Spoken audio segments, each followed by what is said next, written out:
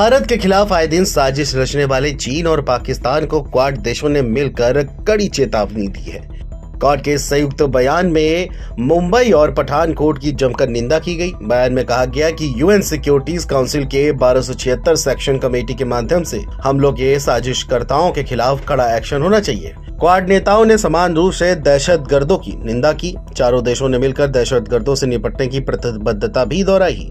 Quad के संयुक्त बयान में यह भी कहा गया कि मुंबई और पठानकोट में दहशतगर्दों को लेकर हम फिर से निंदा करते हैं। क्वाड वर्किंग ग्रुप की बैठक में दहशतगर्दों से निपटने के विषय पर विस्तार से चर्चा की गई।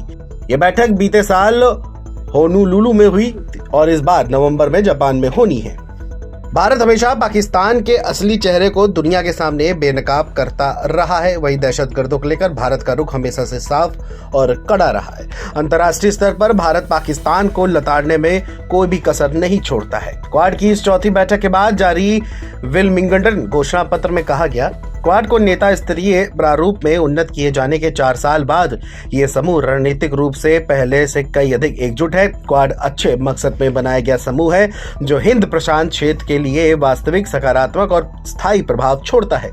घोषणा पत्र में यह भी कहा गया है कि हम इस तथ्य का जश्न मनाते हैं कि केवल 4 साल में क्वाड एक महत्वपूर्ण और स्थायी क्षेत्रीय समूह बन गया है जो आगामी कई दशकों तक हिंद प्रशांत को मजबूत रखेगा। वहीं घोषणा पत्र में यह भी कहा गया कि हिंद प्रशांत क्षेत्र में 4 प्रमुख समुद्री लोकतांत्रिक देशों के रूप में हम इस गतिशील क्षेत्र में उस शांति और स्थिरता को बनाए रखने के लिए स्पष्ट रूप से खड़े हैं जो वैश्विक सुरक्षा और समृद्धि के लिए पूरी तरह से जरूरी है।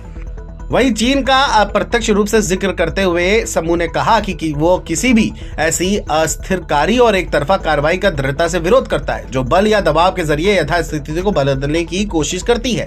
चीन का दक्षिणी चीन सागर और पूर्वी चीन सागर में कई देशों से विवाद है। वह पूरे दक्षिण चीन सागर पर अपनी संप्रभुता का दावा करता है। दूसरी ओर वियतनाम, मलेशिया, फिलीपीन, ब्रुनेई और ताइवान भी इस क्षेत्र पर अपने अपने दावे करते हैं। क्वाड राष्ट्रों ने हिंद प्रशांत में प्रशिक्षण के लिए एक नई क्षेत्रीय समुद्री पहल की घोषणा की है ताकि क्षेत्र में उनके साझेदार हिंद प्रशांत समुद्री क्षेत्र जागरूकता और क्वाड के साझेदारों की अन्य पहलों के माध्यम से प्रदान किए गए उपकरणों का अधिकतम लाभ उठा सके, जिसकी मदद से वे अपने जल क्षेत्र की निगरानी और सुरक्षा भी कर सके, वहीं अपने कानूनों को लागू कर सके और गैर कानूनी व्यवहारों को भी रोक सके। घोषणा पत्र में यह भी कहा गया कि हम 2025 में भारत की मेजबानी में पहली मैत्री कार्यशाला को लेकर उत्सुक हैं। इसके अलावा हम हिंद प्रशांत क्षेत्र में नियम आधारित समुद्री व्यवस्था को बनाए रखने के प्रयासों का समर्थन करने के लिए क्वाड समुद्री कानूनी वार्ता की शुरुआत का स्वागत करते हैं। क्वाड साझेदार आगामी साल में IPMDA में नई तकनीकी और डेटा जोड़ने के इच्छुक है ताकि क्षेत्र को अत्याधुनिक क्षमता और